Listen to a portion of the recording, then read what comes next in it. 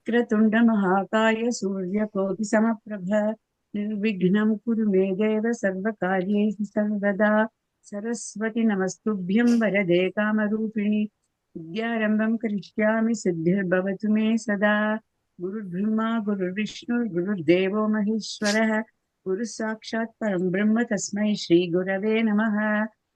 ॐ सहना भवतु सहनौ भुनक्तु सह वीर्यङ्करवावहै तेजस्विनावधीतमस्तु मा विद्विषावहै।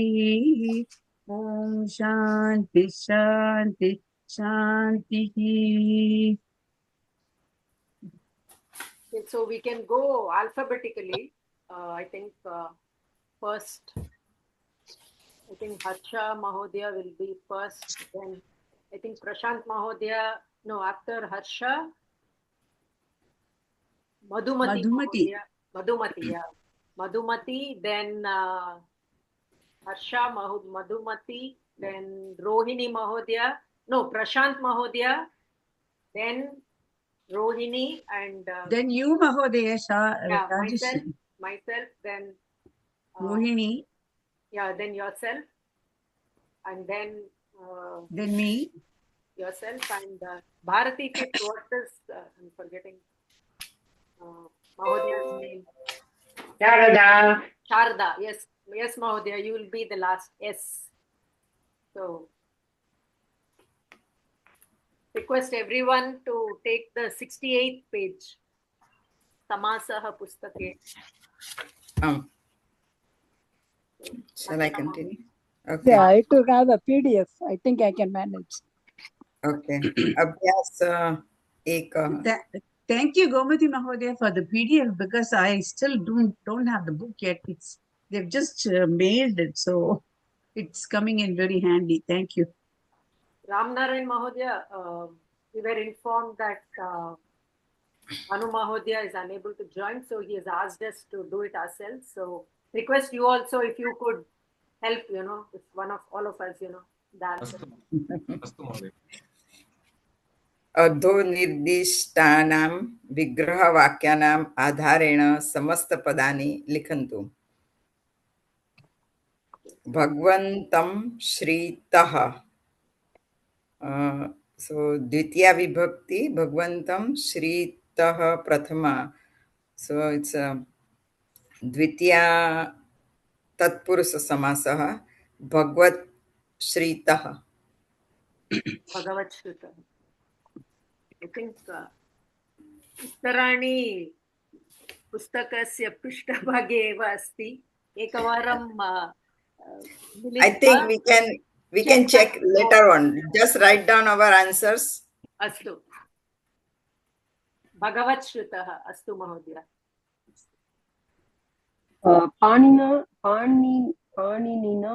पाणिनिना लिखितं.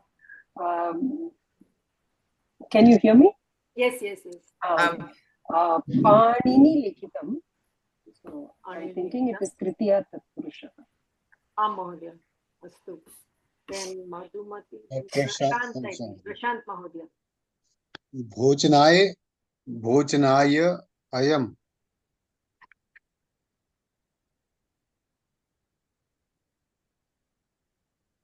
I don't know this one.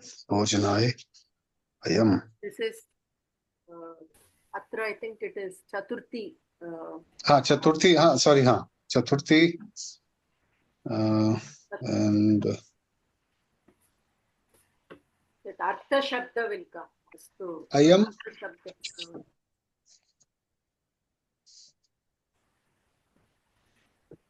Chaturthi, then. महोदय क्षम्यतां, तत्र PDF कुत्र अस्ति? सिग्नल ग्रुप मध्ये अस्ति वा? सिग्नल ग्रुप मध्ये अस्ति महोदय. गोमती महोदय had sent it. Signal group मध्ये.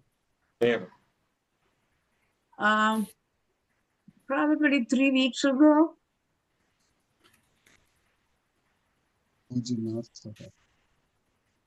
The answer. Prashant Mahodaya, will be. No, I'm not able to do it. No, Bhojanartha, I've just seen. Bhojanartha. तत्र ऐ थिङ्क् चतुर्थी तत्पुरुषः अस्ति लैक् पुत्राय अयं पुत्रार्थः दट् वास् द एक्साम्पल् महोदय दत्तं Okay. कक्षायाम् पुत्रार्थं वा भोजनार्थः. पुत्रार्थः वा पुत्रार्थः पुत्राय अयम् Okay. इति आसीत् But won't it depend upon what that thing is?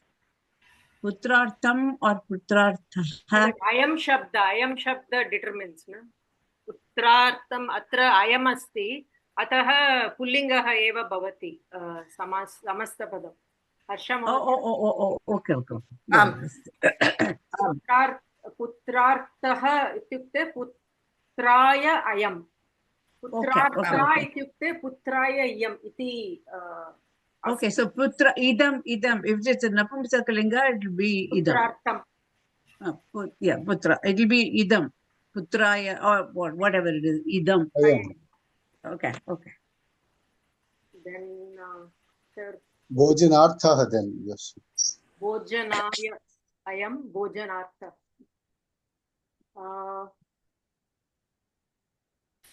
I think myself I have to do next one. तृप्तये इयं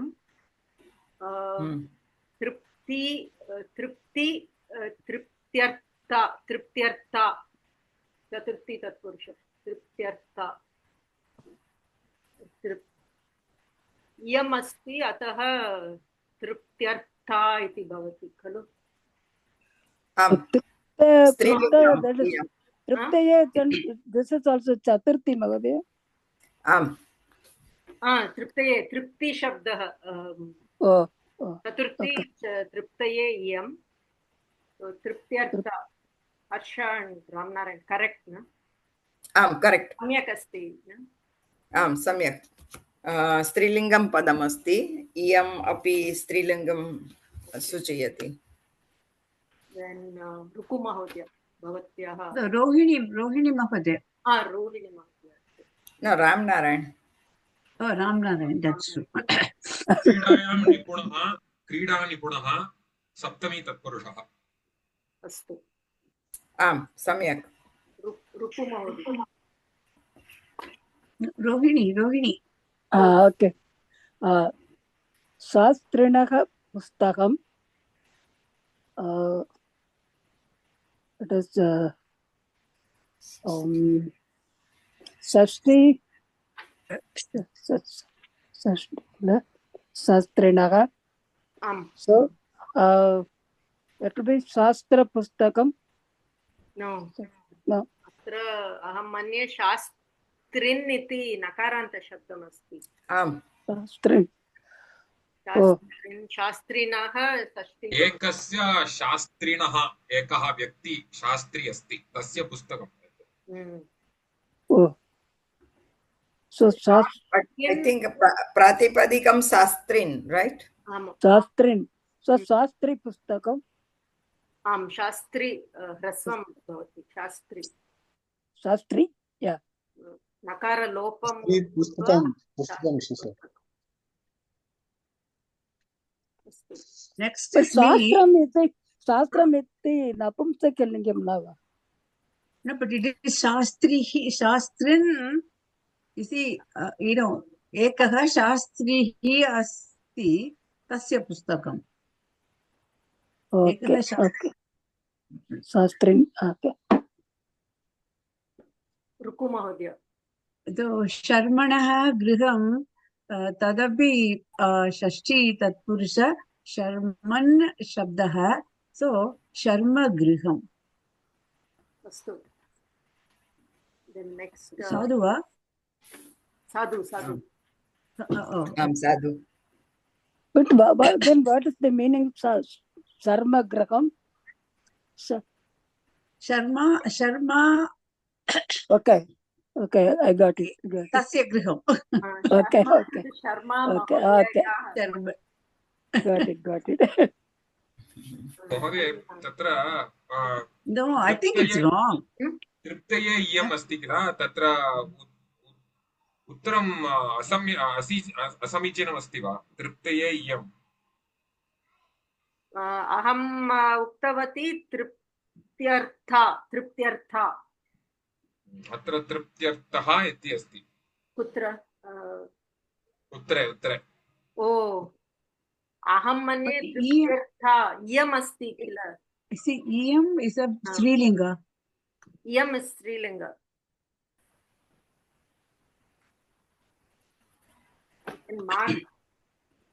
We can ask Bhanu Mahodaya. later. Vayam sarve. When does this artha come? Like in the third one also we had the artha and this fourth one. No, When does it comes? Chaturthi Vibhakti. Chaturthi. Chaturthi. Okay. Dhanyavad. No, Sharada Mahodaya. Sharada Mahodaya. धनिनाम् आवासः धनिनाम् आवासः धनिनाम् आवासः धनिनाम् आवासः इत्यर्थे किम् धनिनाम् आवासः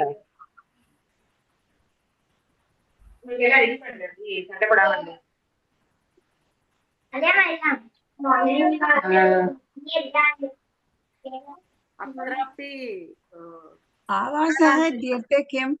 Avasah ityarthe Gruham. Graham. Gruham. Avasa means Gruham. Dhruvam. Gruham. Gruham. House, Oh, household. Griham. Oh. धनिनाम् धनिनाम् धनी धनिन् नकारान्त शब्दम् अस्ति महोदय धनी धनिन् शब्दम् धनी धनी आवासः मीन्स् धन न धनिनाम् अत्र षष्ठी इति मन्ये धनिनाम् Bahuvachanam ati? Bahuvachanam. Shashti Bahuvachanam. षष्ठी Bahuvachanam. धनिनाम् आवासः धनिन् शब्द धनी धनिनौ धनिनः इति भवति इति मन्ये धनिन् धनी आवासः धनी आवासः धन्यावासः धन्यावासः धन्यवादः Atra What is dhanin the rule sabdasya here? nakaranta lopasya bhavati. Prashant Mahodaya, what did you say? Like I asked, like what is the rule? Could you explain this? Okay, rule. I'm explaining. Okay. Rule. Dhanina iti pratipadikam. Samastapadam yojanena nakarasya lopah bhavati. So atra dhani adhikam avasah. So tatra yan sandhi bhavati. So dhanyavasah. धन्यवादः Prashant Mahodaya, clear? Yes. Dhanyavad. So धन्यवादः इत्यर्थे where what's the meaning then धन्यवादः It means where all the rich people are living. Rich people's house. Rich. Well, we don't know whether it is rich plural or singular because dhani It is plural. dhanyavasaha. So either way. Either way. Okay. No, but it is plural. It, Prashant, like Dhaninam, it is plural. plural. Yeah, plural. So when But- the samasaha is done, it can mean either singular or plural. Okay. Yeah. Or dvivachana. And, Athava dvivachana api. Yeah. And samastapade pratipadikam svikurmaha. That's why it's a dhanina. Okay. Varmanaha shauryam. Varman. Sharada Mahodaya. She done. She did. She did. Okay. Yeah. Varmanaha shauryam. So Varman iti manye pratipadikam. So nakaranta lopa bhavati. Varma shauryam. It's sashti tatpurusha. So varma iti ityartha kaha artha? Na janami. न जानामि. Varma could mean a name, Namaha, Last name. last name. Oh, okay. Like Sharma. न तत्र कुत्रापि अर्थम् अस्ति शौर्यम्, किन्तु अहं न जानामि. कोशान्वेषणे हा? कोशान्वेषणं तत्र पश्यामि वा? We'll do it at the end, perhaps, Okay. without topic. No. It is better to have explanation now than later on. अस्तु. Yeah. Later we will check the answers. Yes. एकनिमिषं महोदय. Okay. Madhumati Mahoday. वर्मन्. Screen share करोतु. If you are looking. Oh, अस्तु. What is the meaning? 1 minute. It's saying Oh, coat okay. or armor. I am just still figuring out how to share the screen. Below there is a share screen Armor or icon. coat? Armor? Coat or armor. Yeah, but then you know what? What is this armor shauryam? It doesn't make I think sense. armor means a Bakhtar. No, maybe there is a bahuvrihi Shield? there. Shield. Shield, yeah, but shauryam. No, It doesn't make bahuvrihi. so maybe No, it's a Mahodaya. bahuvrihi there. Yeah, Mahodaya, okay. if it is bahuvrihi, they have given the vigraham, there will be yad shabdam tad shabdam. Tatra nasti. Yes, yeah, okay, that's a bahuvrihi. It is Shashti Tatpurusha only. Yeah. Whatever the meaning. So Yeah. Varmanaha shauryam is Shashti, but the Varmanaha per se is probably bahuvrihi.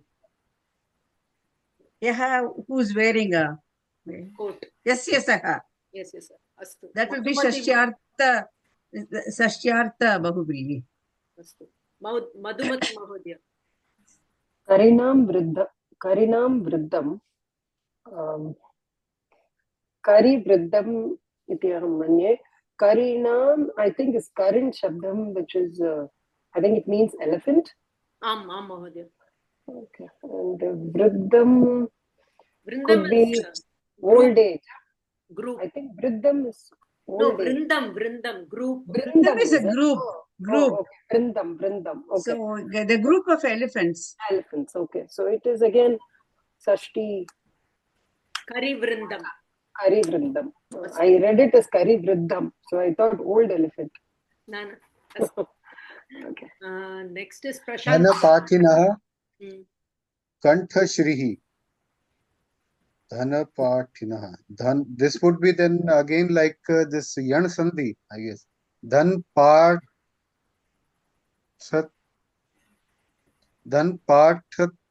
Kantishrihi, would it be?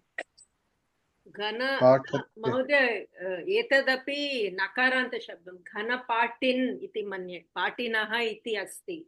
Ataha, I think. Nakara would be like a lobe there, and then because it is E, then there would be this Yan Sandhi as earlier. Ghana pati.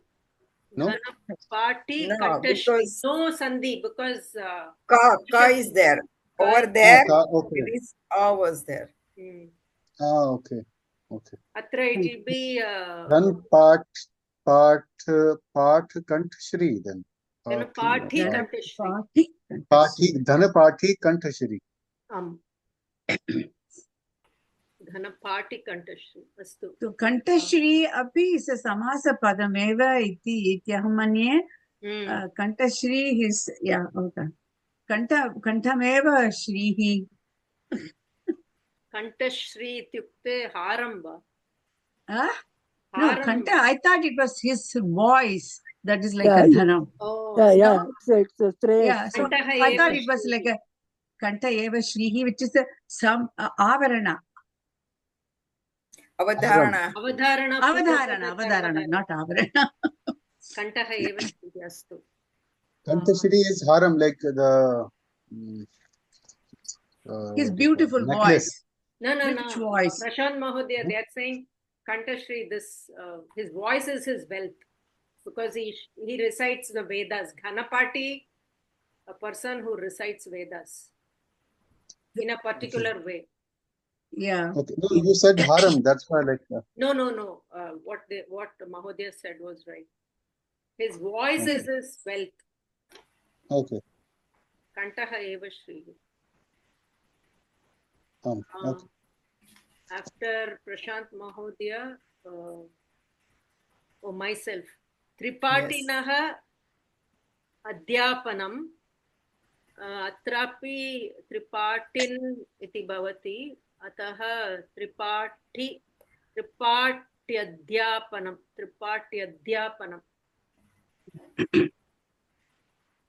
साधु वा आम् साधु अध्यापनम् इत्युक्ते teaching, huh? आम् कोऽपि त्रिपाठीं पाठयति पाठयति, yeah. त्रिपाठिनं पाठयति अस्तु रोहिणी महोदय महोदय त्रिपाठनमपि समासः त्रिपाठी आम् त्रयाणां द्वन्द्वसमासः द्वन्द्वं वा त्रिपाठिः त्रयाणां पाठानां I thought it was Dvigu. No? Yeah. Initially there is a Dvigu samasa and then as a Bahuvrihi. त्रयाणां पाठानां समाहारः त्रिपाठी वा See, Tripathi, but then Tripathi, yeah, who has done it? So there are two samasas there. प्रायः समस्तपदम् एक एव अतः वयं वदामः मतु प्रत्ययेन वदामः किल गुण यस्य गुणमस्ति सः गुणी यस्य त्रिपाठः अस्ति सः त्रिपाठी इति समासः नास्ति वा प्रायः तद्धितार्थ मतु प्रत्ययस्य तद्धितार्थः इति त्रिपाठी इति अस्तु But have you studied that? No, we haven't done. कोविदा पुस्तके अस्ति तद्धितार्थः इति अस्ति वयं न पठितवन्तः. I think after this we will do it. Wherever there is a confusion, we can mark them and then we can discuss it later on. Yes, Whatever is, we can do that. Wherever we there can is do confusion. that. Yeah. Rajshree महोदय अद्य अस्मिन् पुस्तके पूर्वस्मिन् एकस्मिन् पुटे अस्ति तृप्तये इयम् इत्युक्ते तृप्त्यर्था एव तृप्त्यर्थः नास्ति तत्र उत्तरम् असमीचीनमस्ति उत्तरम् धन्यवादः महोदय धन्यवादः So Rajashri Mahodaya, you are one step above the book. No, it is Ramnaran Mahodaya भवतः अवसरः महिम्नः वर्णनं महिम्नः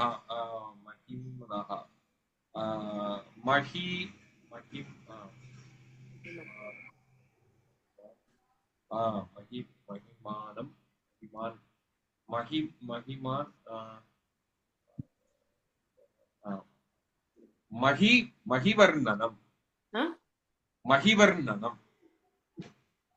महिवर्णनं भवति खलु महिमन् शब्दः महिमवर्णनम् अहं महिवर्णनम् इति एव भवति इति But महिम्नः महिमवर्णनं सत्यं महिमन् पदं महिमन् भवति महिमा I think will be महिमा नास्ति महिमन् न पुल्लिङ्ग प्रथमा एकवचनम् Oh, that is महिमा इति स्त्रीलिङ्गपदं नास्ति तत् नकारान्त पुल्लिङ्गं भवति that is महिमानौ so महिमा वर्णनम् so that is pullinga पुल्लिङ्गः आं महोदय महिम्ना okay yeah अतः पुल्लिङ्गः एव okay हर्ष महोदय Rohini Mohoday, right? अधिकतया अस्माभिः श्रुतं किल स्त्रियाणां काश्चन स्त्रियाणां महिमा इति, परन्तु तद् पुल्लिङ्गपदमेव. So Mahima is a pullinga pada? Mahiman Shabda. महिमन् शब्दः. Oh, okay. Rohini Mahodaya. Apsarasam Ganaha. Apsara Ganaha. Gana. Right? Apsara. Apsaras. The Pratipatikam, right? That is Apsaras, right? Mahodaya. Okay. Apsara Ganaha, Shashti Tatpurush. Shashti Tatpurush. Yes. It's not, is it Apsara Ganaha or Apsarasa Ganaha? Is it a Sakara? It is written. Written is Apsara Sam.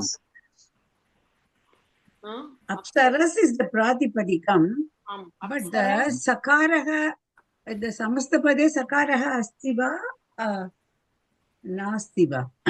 Apsarasa Ganaha. Oh, Apsaras Ganaha iti bhavet. Apsara. Oh. We have to check the answer atra. Okay. Then is it my turn? Chandra Masaha Darshanam. Oh, Tadapi Sakara. The same thing, yeah. Chandramas. Somehow Chandramasa Darshanam appears. Correct. Sloke, ekam sloke asti. Chandramas. Chandramaha. Prathama vibhakti. So Chandrama Darshanam, huh? No, if we take Pratipadika Chandrama Darshanam. Chandramas bhavet, parantu atra katham bhavati. So it is Chandrama Darshanam or Chandrama Darshanam? No, Mahodaya, Purvam. Hrasvam bhavati. Purvam, itah Purvam, Abhyasaha yatra Banu Mahodaya dattam, tatra Akshas, Chetas, ataha Cheto iti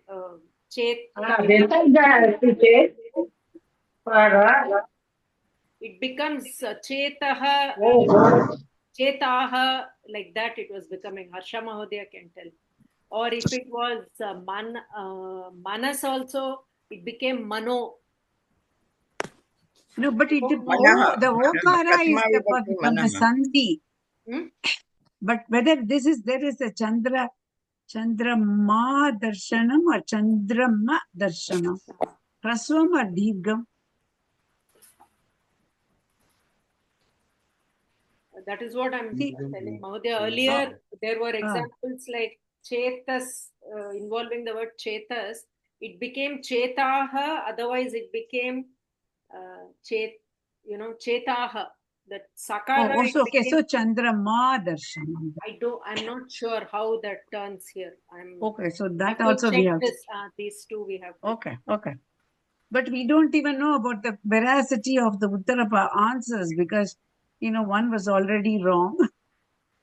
But we can check. Ramnarayan Mahodaya or Ramnarayan Mahodaya. Okay, Chandrama, Tatra Chandramasa is Pradipadikam, but Prathama Vibhakti is Chandramaha. Chandramaha? Oh. Yeah. Okay. And over here it is showing only Mahima, not Ha. Visarga Nasti, only Mahima. So Chandrama Darshanam. Chandramaha over there. But over here. No, but the Samastapade kim asti? Aham na janami.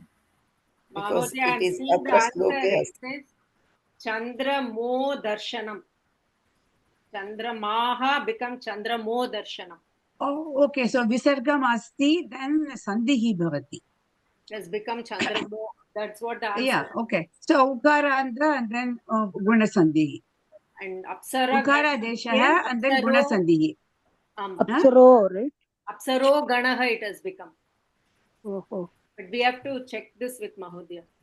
Okay. So Yes. Apsarasaha, and then Visargam. Actually, the Soumya Mahodaya says it is a Swadi Sandhi, but anyway, a Visarga Sandhi, Uktvam, and then Guna Sandhi. But we can check it with Mahodaya, these two. Yeah. Okay. Okay, next one. This in this Avan, like what we need to ask is, I think this 12th, 14th, 12th, 14th, and 15th, which were like not like to me not very clear. Not Three part, this one. Ramnaran Mahodaya, can you tell Well- us 14 or 15 if you know Apsarasaha? Apsarasa Ganaha nasti va? It is saying Apsaro Ganaha. Sandhihi kartavyam. Na parantu Apsaras iti bhavet kila. Apsaras is the pratipadikam. Parantu atra Apsaraha Ganaha Apsaro Ganaha iti answer asti. Uttaram asti. So why? तत्र इतः पूर्वं मया दृष्टं तत्र मनो मनसः विषये मनो इति आगतम् एकवारं तदेव अहमपि उक्तवती मनो चेतस् इति पदे चेताः इति इट् वास् चेताः वक्षाः इत्येव अस्ति भानुमहोदय यत् उदाहरणानि दत्तं तत्र तदेव अस्ति we can check with astu Rohini Mahodaya, then Sharada Mahodaya, na Ruku Mahodaya, sorry. Bhavatyaha avasarah kila Ruku Mahodaya. Chandramaha darshanam mama. Sharada Mahodaya. Next. Purushaha. सा त्यक्तवती. Oh, she's left. Okay, astu. Punaha Harsha Mahodaya. Purushaha Pungavaha iva. Purush Pungavaha Pungaha Purush Pungaha. It's Upmana Upmana Uttarapadam Karmadharayah. Purusha Pungavaha. Madhumati Mahodaya. Chaya Pradhana Taruhu. I think it is that Madhyama Pada Lopa. That one. So this should be Chaya Taruhu. Astu Mahodaya. Dadhna Annam. Dadhna, what does it mean? Nadi. Yogurt. Nadi. Nadi. Curd. Yogurt. Yogurt or Nadi? Huh?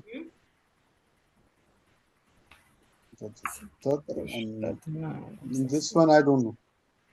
Na Mahodaya, it is Dhadi Shabdasya Tritiya Vibhakti. Dhadna. Dhadi, Dadhini, Dadhini. Dadna is not, it's a Tritiya. Tritiya. Tritiya eva. Tritiya vibhakti, yeah. So Prashant Mahodaya, Dadna Annam, Dhadyannam iti bhavati. Dhadyannam. Right. Tritiya Tatpurush. Dhadhi Annam, Dhadyannam, Tritiya Tatpurusha. Is it Tatpurusha or Karmadharaya? No. Chaturtha Niyamaha Trutyanta Vyanjanam Mishrikaranam Khadya Padartham. Khadya Padarthena. Oh, so it is a Tatpurusha. Yeah, Tatra we have a Dadna Odanaha. Dadyodana. I really have to go through all the slides. My God, I've forgotten everything. Tritiya Tatpurusha. Astu. Ramnarayan Mahodaya. Shastri Mahodaya.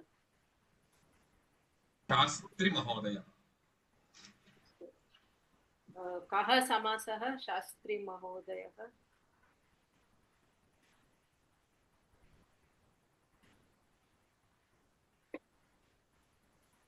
प्रायः सम्भावनापूर्वपदकर्माधारायाः इति मन्ये। अस्तु महोदय। शर्मा महोदयः तदपि शर्मा महोदयः इति मन्ये सम्भावनापूर्वपदं।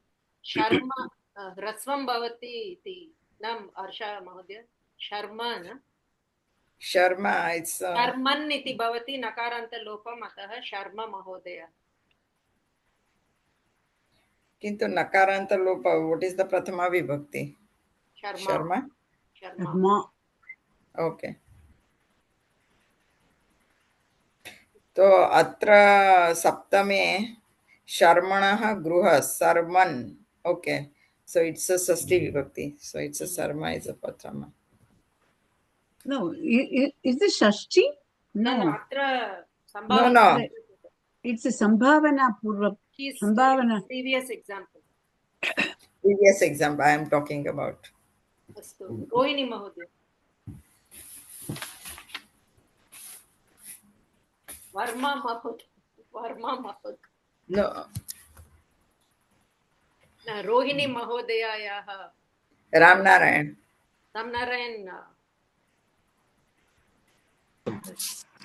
Finished. No, he finished, right? Shastri Mahodaya, he said Shastri that. Mahodaya maya.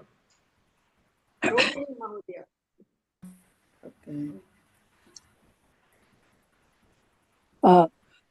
Sarma, no, Varma Mahodaya, Varma Mahodaya.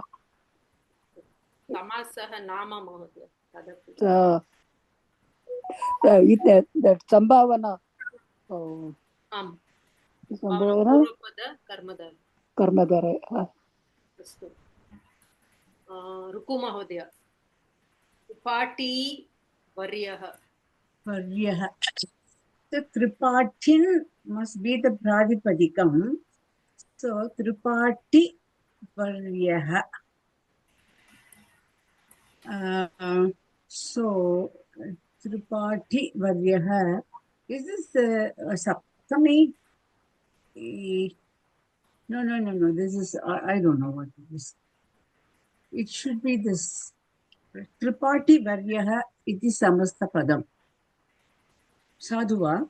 Mहोदय परन्तु नाम किं समासः इति अहमपि समासः न जानामि त्रिपाठी वर्यः इत्युक्ते सम्भावना भवति वा No, it is Tripati Varyaha. See it is like the Saptami. Tripati Ramnarayan Mahodaya, what is Tripati Varyaha? अहं सम्यक् न जानामि परन्तु विशेषण उत्तरपदम् इति भवितुम् अर्हति विशेषण उत्तरपद कर्मधारयः भवति न वा Visheshana, the Varyaha is a Visheshana, or it is isn't that there's something to call see among वर्यः इति यस्य आदरः भवति तादृशः किल वरस्य Respect, okay. term of respect, na? Tripati Varyaha. So see among the Tripatins, the Varyaha. So there is the Saptami component, right? The one I missed last class. प्रायः तदेव अस्ति प्रायः सप्तमी तत्पुरुषः एव. Okay. Yeah, I have problem between Karmadhara. I have problem. त्रिपाठीषु वर्यः इति वा? Yeah,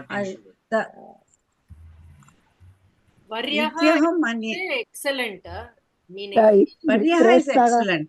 The best. Tripatishu Varyaha, whatever. Astu. We can. Can somebody tell me the difference between Karmadharaya and the Tatpurusha? I'm a little confused. Karmadharaya both are in the Prathama Vibhakti. Begins from the second Vibhakti. No, the Karmadharaya is a Prabheda of Tatpurusha, but Kaha Vedaha? Karmadharaya is like a Visheshana. No, both the terms are in Prathama. In Karmadharaya. Okay. Okay. So that's the only thing. Okay. Harsha Mahodaya is महोदय अत्र समस्तपुस्तके लिखितमस्ति सप्तमी तत्पुरुषस्य शीर्षिकायाम् अधः अस्ति शौण्ड अधि धूर्त कितव प्रवीण पंडित कुशल निपुण चपल सिद्ध शुष्क पक्व बन्धशब्दैः समस्यते इति एव अतः वर्यः इति तत्र न आगच्छति इति मन्ये. But is that a complete list? प्रायः अत्र यद्यपि दत्तं किल तद् सूत्रेण दत्तमस्ति. So no, परन्तु वर्यः इति शौण्डः सेम् अर्थः. परन्तु तादृशं न आगच्छति किल तद् इत्युक्ते तत्र पश्यतु महोदय प्रवीण पण्डित कुशल निपुण प्रायः समान अर्थत्वमेव भवति किल तेषां. परन्तु अतः पदस्य तत्र अर्थस्य प्राधान्यं प्रायः नास्ति इति मन्ये. पदस्य तादृशमेव सूत्रमस्ति इति चेत् तादृशमेव समासः भवेत् इति. Okay. So कः समासः न? I don't know. I don't know if it is Tripathi नामः अस्ति वर्यः इत्युक्ते विशेषणम् अस्ति चेत् त्रिपाठी वर्यः then there'll be कर्मधारय. संभावना पूर्वपद or something. I'm not sure. विशेषण उत्तरपदकर्मधारयः इति अहं मन्ये परन्तु तद् न जानामि. वयं विशेषण उत्तरपदं न पठितवन्तः. विशेषण उत्तरपदं न पठितवन्तः. No, we did. Karmadharya, we did, I think. No, उपमान पूर्वपद उपमान उत्तरपदं विशेषण उत्तरपदं वयं न पठितवन्तः. ओके. महत् दुःखं विशेषण पूर्वपद कर्मधारयः न भवत्याः अवसरः वा? आम्. दुर्वासाः मुनिः इति अस्ति. ओ शारदा महोदय. Sharada. Okay, see left. Okay, अन्य कोऽपि करोतु. दुर्वासा मुनिः महद्दुःखम् अहं दै. न भवती एव. ओके, दुर्वासाः मुनिः.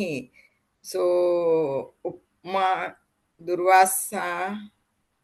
दुर्वासा इज प्रथमा विभक्ति, मुनि अपि प्रथमा विभक्ति. दुर्वासा मुनिः तो विशेषण उत्तर मुनि सा जातिवाचक, right?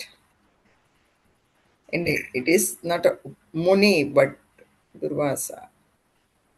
I don't know. नाम अस्ति न संभावना. संभावना कथं संभावना? दुर्वासा इति मुनि. So it's like the Ganga Nadi. Okay. संभावना पूर्वपद कर्मधारय. प्रशांत महोदय. महत् दुःखं महादुःखं किं समासः? That special case with the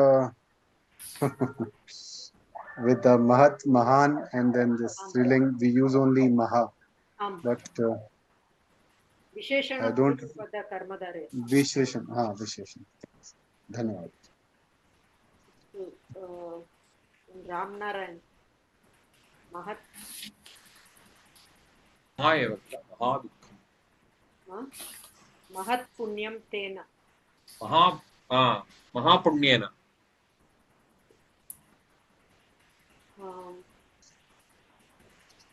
सर्वरात्रिः.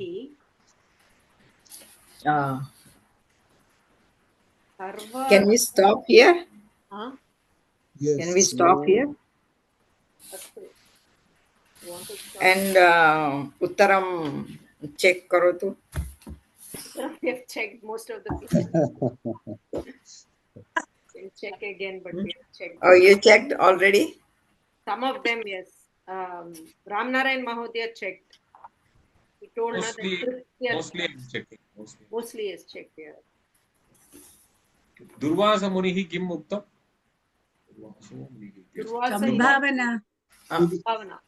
Sambhavana Purvapada. न समस्तपदं Durvasa Muni. दुर्वासो मुनिः दुर्वासो मुनिः इति अस्ति Ah. दुर्वासस् Durvasa iti nama va tasya. दुर्वासस् Durvasa is a nam. Durvaso. But Durvasaha iti But dattam. अहं न जानामि कीदृशं समासः. Sambhavana Purvapadam Mahodaya. No. But see, Durvasaha iti is that नामपदम्. Nama? No. See, tasya namaha. Tasya nama Durvasaha. Isn't that so? So Durvasa iti muni Durvasaha iti that munehe nama. Parantu it's Durvasaha iti dattam. Is there more than one Durvasaha? I mean, there are a lot of people with Durvasaha, but I don't know. Na Munihi ekavachanameva. Durvasas is the Pratipadikam. Durvasas. Oh. Durvasas. Oh. Someone explain this one, this Bhagavantam Shritaha. Like why it became this Bhagavat Shritaha. Which one is this? Chatva Sandhi. Chatva Sandhi. Tatra.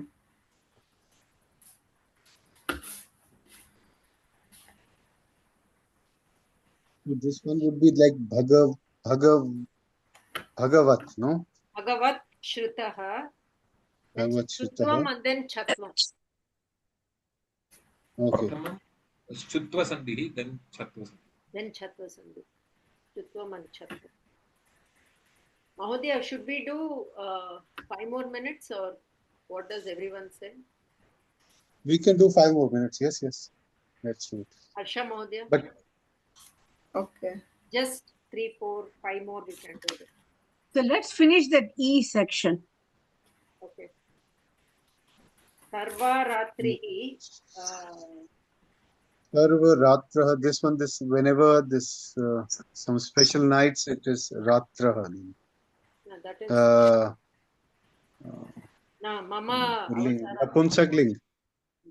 Ratram. Sarva Ratrihi. Sarva Ratrihi iti. No. Sarva Ratraha. Pullinga pada. Oh, acha. Karmadaraya. Sarva Ratraha. एतत् कर्मधारय न सर्वरात्रिः कर्मधारय और तत्पुरुष This is Visheshana Purvapada. Visheshana Purvapada Karmadaraya. I think so. It will be Sarvaratrihi. Sarvaratraha. Sarvaratraha. Visheshana Purvapada. Astu. Rohini Mahodaya Bhavatyaha. Shubha Ratri. No, Ramnarayan. No, he did. Mahat Punyam. He has finished. वर्गस्य अन्ते वयं वदामः शुभारात्रिः शुभरात्रिः किं समासः शुभ विशेषणपूर्वपद कर्मधारयः okay सर्वरात्रः शब्द तत्पुरुष प्रथमा तत्पुरुष राइट या तत्र महोदये नियमः दीयते तत्पुरुष समासस्य केचन नियमाः तत्र दीयते उत्तरपदं रात्रि शब्द अस्ति चेत् समस्तपदे रात्रि शब्दस्य पुल्लिङ्गं भवति उदाहरणं दीयते पूर्वं रात्रः और उत्तरं रात्रेः सो उत्तर रात्रः तस्य पुल्लिङ्ग शब्दः भवति अत्र सर्वा इति अस्ति किल विशेषणम् अस्ति See, Purva, Uttara, those are all for Prathama Tatpurusha, but भवती किं Sarva is not part चिन्तयति? of that. Visheshana भवती किं Sarva is not. Karmadarya. सर्वरात्रि सर्वरात्रः कर्मधारये रात्रिशब्दः रात्रः इति भवति। रोहिणी महोदय। पुण्यरात्रिः पुण्यरात्रः महोदय पेज् नम्बर् 21 पुटे अस्ति तत्पुरुषस्य नियमाः इति शीर्षिकायाम् अधः रात्रिशब्दस्य महत्त्वं तत्र विशेषतया तैः लिखितमस्ति तत्र। आम् अत्र सर्वरात्रि अपि अस्ति वा? आम् तत्र यद्यपि अस्ति तस्मिन् तद् पुटं यथा वयं पठामश्चेत् फिल इन द ब्लैंक सर्वं लिखितुं अर्हामः तादृशं सर्वम् अस्ति तत्र तत्र कोविदा पुस्तके समस्तपुस्तके समासपुस्तके अतः यस्मिन् पुस्तके वयं पठामः तस्मिन् पुस्तकस्य एव पूर्वतनभागे अस्ति शुभरात्रिः शिवरात्रिः इत्यादौ अस्य नियमस्य अप्रसक्त्या रात्रिशब्दः इकारान्तः स्त्रीलिङ्गश्च इति अस्ति। अतः केवलं तत्र एव शिवरात्रिः एव रात्रिः इति समाप्तिः भवति। अप्रसक्त्या, what does that mean? पुटसङ्ख्या 21 21 पुटे। ओ तत्र सर्वरात्रिः सर्वरात्रः तत्पुरुषसमास। ओ हर्ष महोदय भवती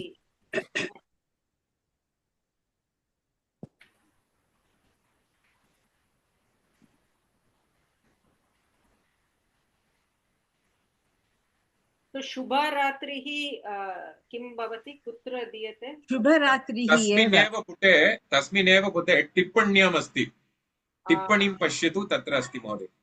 ओ शुभरात्रि शिवरात्रि इत्यादौ अस्य नियमस्य अप्रसक्त्य रात्रिशब्दः। अप्रसक्त्य इत्यर्थे कः अर्थः कः? बट सर्वरात्रिः रोहिणी महोदय अत्र तत्पुरुषसमास इति दीयते 21 पेज नंबर समास पुस्तके। and शुभरात्रिः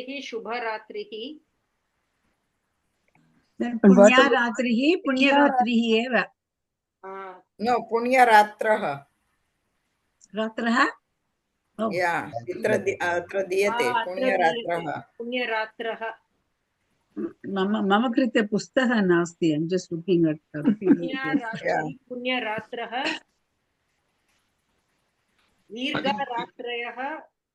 दीर्घाः रात्रयः एव।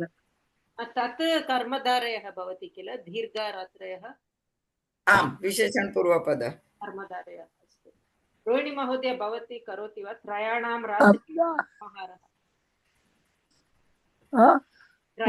रात्रीणां समाहारः।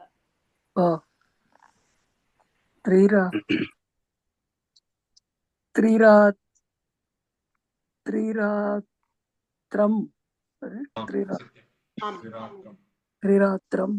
अस्तु रुक्कु महोदय पश्चिमरात्रिः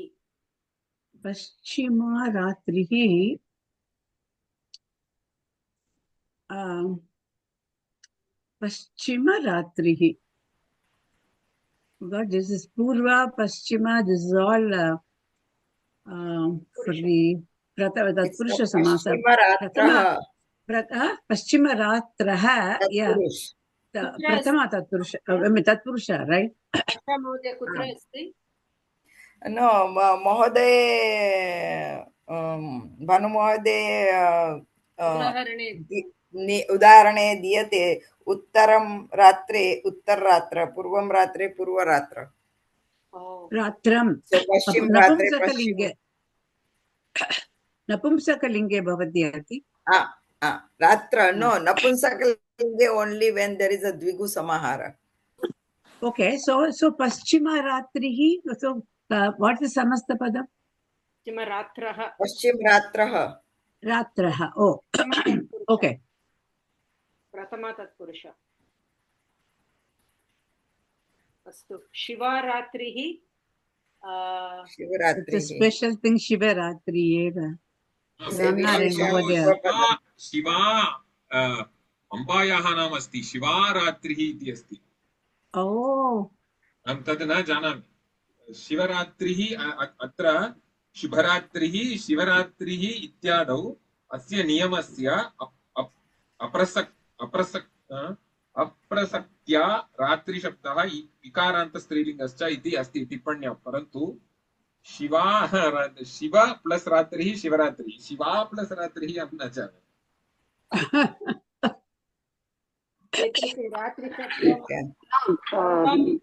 Naren, there is a rule, no, that when you have a Strilinga, this thing also, you take the Pullinga form. There is a rule that we learned first. You know, for Strilingam also, you will take the Pullinga form. Shivaratri. आम् महोदय परन्तु एतत् भानुमहोदय पृच्छामि पृच्छामः अस्तु शिवरात्रिः संख्याता रात्रिः रात्रिशब्दं किञ्चित् कठिनमेव बहु कठिनमस्ति संख्याता रात्रिः रात्रिम् इत्युक्ते प्रशान्त महोदय भवतः I think this would be the normal Ratrihi then. I think we should check. Sankyat Ratri. Sankyata Ratrihi. Aham manye all these are special shabdas for Ratri. We should ask Mahodaya. Mahodaya, you are skipping me for the second time. Oh, sorry. I'm so sorry. I wish you had interjected. I'm very sorry. Astu Harsha Mahodaya. Okay. Madhumati Mahodaya, would you? Dhanyawad. Madhumati Mahodaya, would you like to try that Sankyata Ratrihi? Yeah, I'm just guessing it should be Sankyata Ratraha. Just a guess. Prashant Mahodaya, Atikrantah Ratri. so what is the Sankyata Ratrihi? Sankyat. What is the Samastapadam? I'm sorry, I didn't get it. Sankyata Ratraha. Because Ratri comes in Kaha Samasaha? Same. No, whatever we are doing, no, this Tatpurusha only. That Ratri Shabda, there is this exception where they say, but for Shiva and Sarva and all that, it becomes Ratraha. So, and then Kaha Artaha Sankyata? Sankhya is like a. Is there a number? No, it's for the Sankhya, like it was like whenever there is this 9 nights, some special nights, then we use the special one. Sankyata, Navaratri. Specified. But if it's a normal case, then I don't remember exactly, but this was the rule. Like whenever there are special nights, like Navaratri, like there you use it, and then, but I can't explain this. Like this is what I remember. Sankyata means measured. It's enumerated. Numbered, Enumerated numbers. So numbered numbered nights. That's the meaning, I guess. Yeah, that's what he was saying. Like when the numbers 9 or whatever, 3 or whatever. Okay. No, which is famous. It should be famous and known only then. But for the normal, you don't use it. That's why I said Navratri. This is what Bhanu Mahodaya explained earlier, like a long time back. Whenever for the Ratri there are some special nights, which is known. There you use I don't know what, but for the others you use the normal. This was the explanation. Atikrantah Ratrim. Ati Rat अतिरात्रः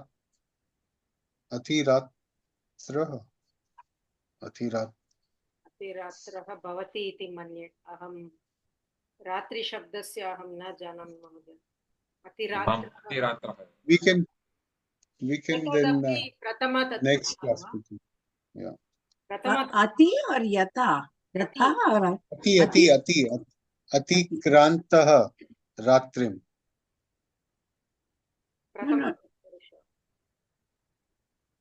Atikranta, that is. I thought it was yatha. Na atikrantah. Yatha mati yata. Remember yatha shaktihi. Yeah, but that is na atikrantah. This is atikrantah ratrim. Atiratrim. Atiratrihi. Eva. Or atiratraha. Atiratraha. Okay. And everywhere it is ratraha only. Except यथा number संख्या आगच्छति चेदेव रात्रम् इति भवति. अनन्तरं शुभ शिव पदयोः रात्रिः एव तिष्ठति. Okay. And then कः